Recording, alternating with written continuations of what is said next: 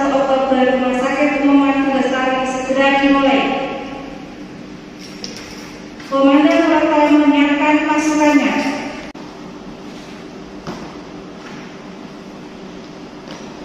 Semua barisan, siap, gerak. Pembina apel memasuki tempat apel.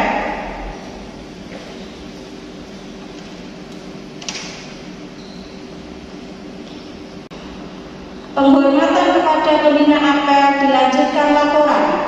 Kepada pembina apel, hormat, gerak. Betul, gerak. Lapor, apel Senin pagi siap dilaksanakan. Laksanakan.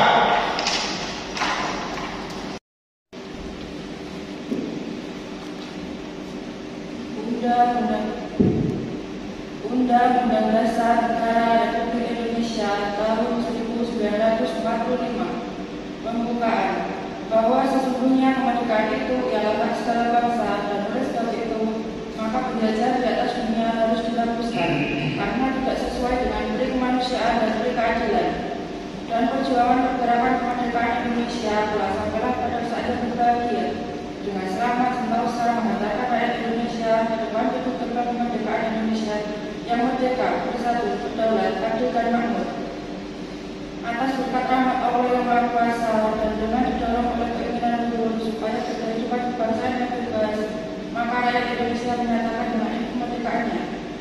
Kemudian daripada itu, untuk membentuk suatu pemerintah negara Indonesia yang melindungi segenap bangsa Indonesia dan seluruh umat darah Indonesia, dan untuk memajukan kesejahteraan umum, mencerdaskan kehidupan bangsa, dan ikut melaksanakan kehidupan dunia yang berdasarkan kemerdekaan, damai abadi dan keadilan sosial.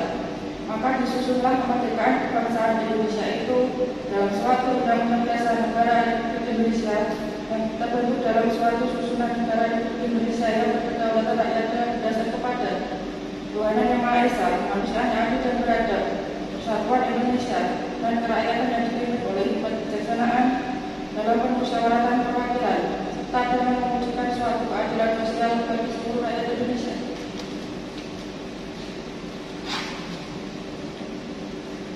Pembacaan Pancasila.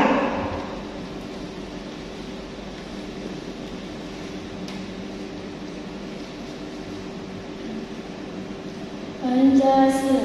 1. Ketuhanan yang Maha Esa. 2. Kemanusiaan yang adil dan beradab. 3. Persatuan Indonesia. 4. Kerakyatan yang dipimpin oleh hikmat kebijaksanaan dalam permusyawaratan perwakilan. 5. Keadilan sosial bagi seluruh rakyat Indonesia.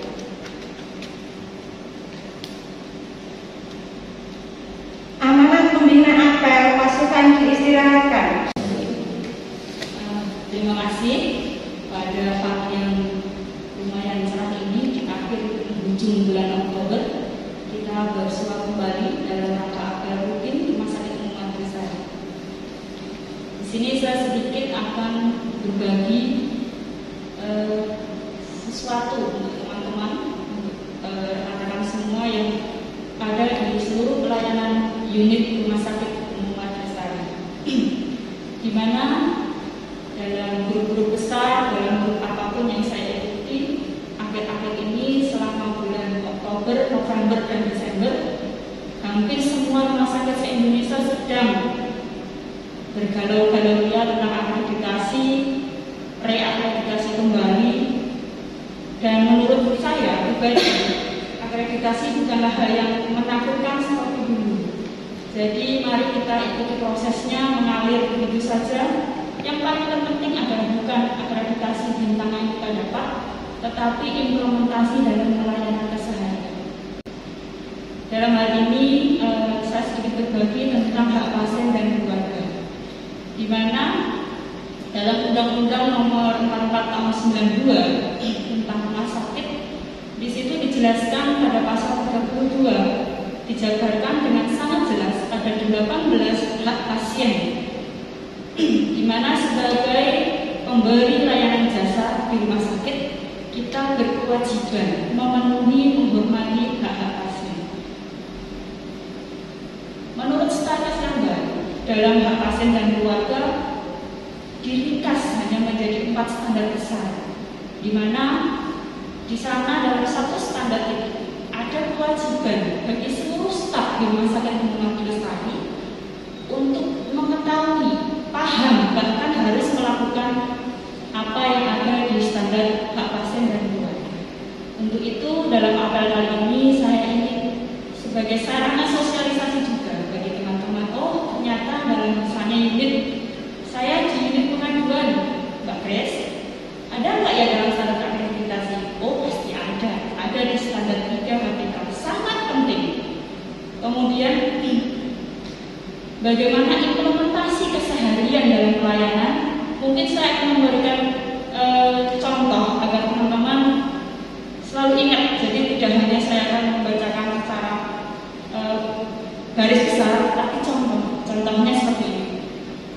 Ketika satu pasien datang ke Rumah Sakit Umum Abdul Lestari lewat pintu depan, di mana instalasi gawat darurat, bagaimana peran-peran dari teman-teman IGD untuk memenuhi hak pasien? Banyak sekali, bisa dari standar 1 sampai standar 4 itu ada semua di IGD.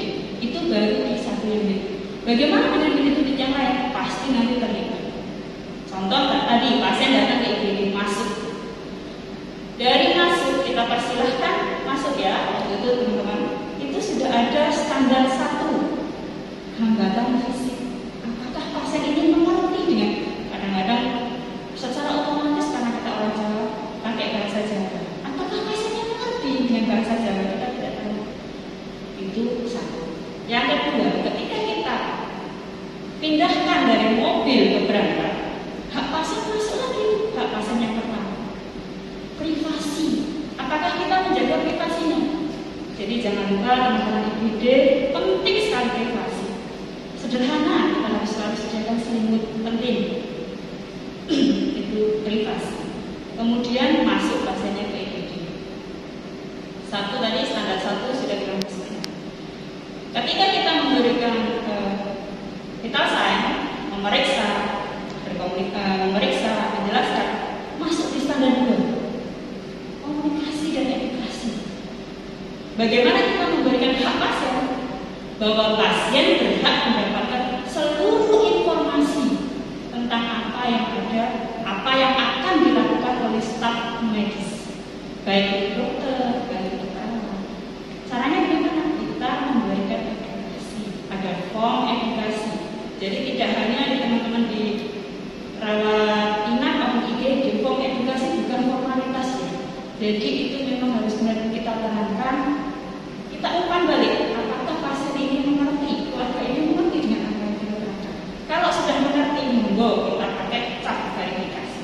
Artinya kita sudah memberikan dengan informasi yang betul, pasien memberikan umpan balik yang betul, baru kita seperti itu.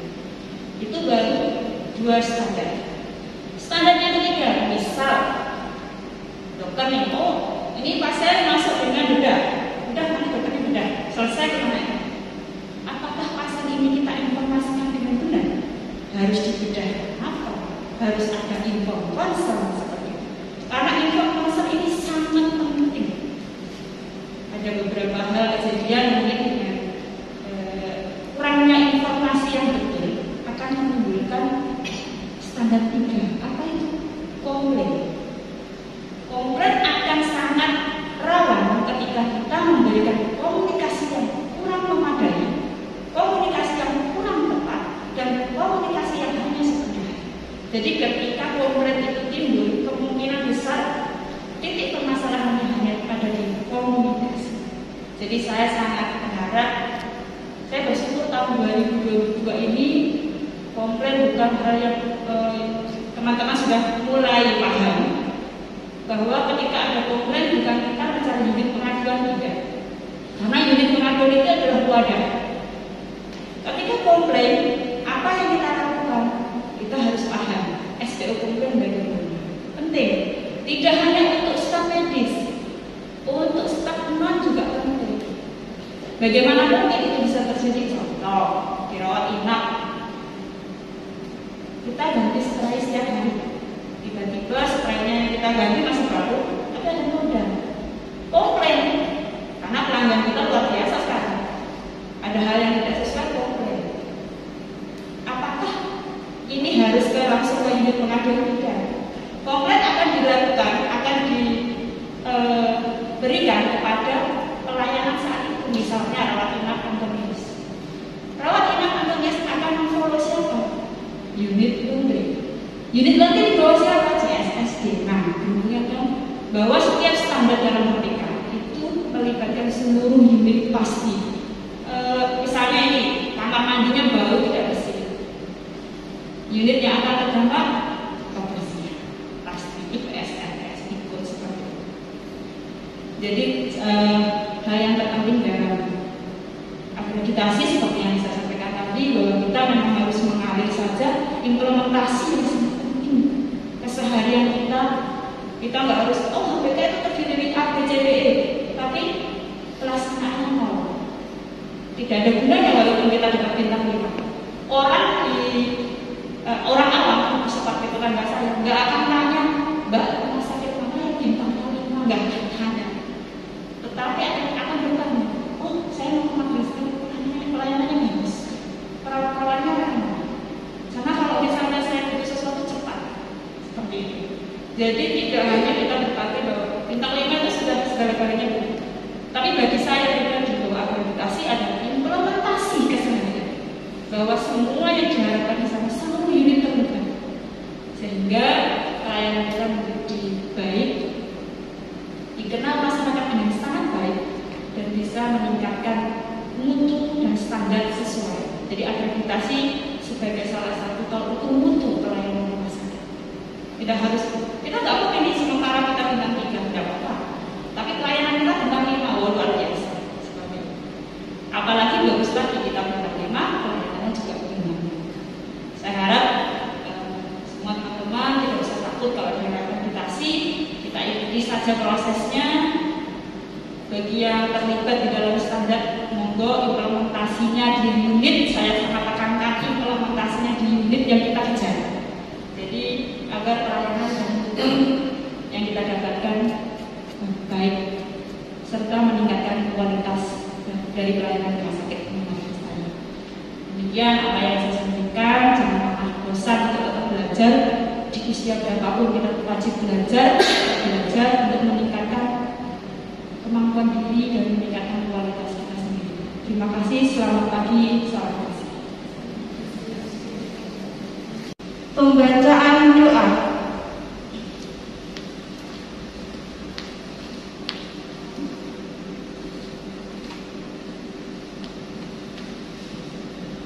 Marilah kita berdoa. Ya Tuhan, kami bersyukur atas segala rahmat yang boleh kami terima hingga saat ini. Terlebih rahmat hari baru. Terima kasih melalui doa bersama ini kami boleh mengawali kembali kegiatan kami di tempat kami berkarya ini. Banyak hal telah dan masih akan kami lakukan, terutama dalam pendampingan terhadap orang-orang yang kami layani. Kami mohon berkat-Mu dan bimbingan-Mu ya Tuhan, agar pendampingan kami ini sungguh dapat dirasakan dan berhasil guna bagi mereka semua. Semoga kebersamaan di antara kami hari ini semakin menguatkan dan menyemangati kami semua dalam tugas pelayanan kami.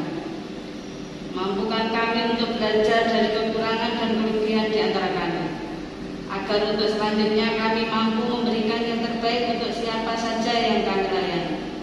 Doa ini kami sampaikan kepada-Mu ya Tuhan, dan sembahan kami. Amin.